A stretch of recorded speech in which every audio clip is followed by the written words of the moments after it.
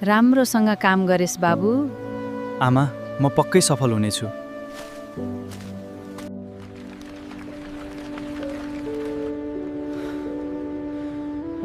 यो मेरो भविष्यको सवाल हो।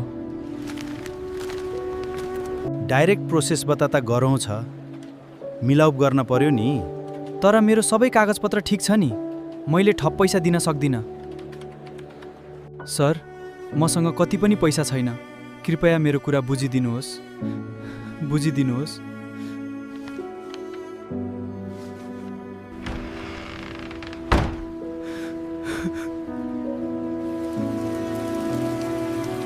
अब के गर्ने होला?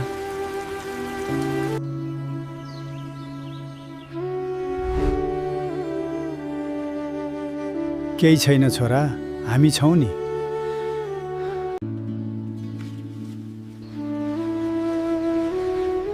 बाबु, आफ्नो ख्याल राख्नु। आमा, म छिट्टै फर्कनेछु। आमा, म ठिक छु।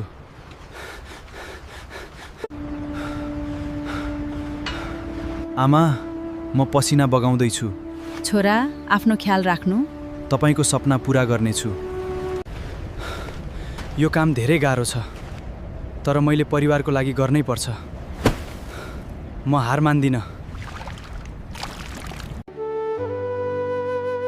आमा, म तपाईँलाई धेरै सम्झन्छु। म हार मान्ने छैन।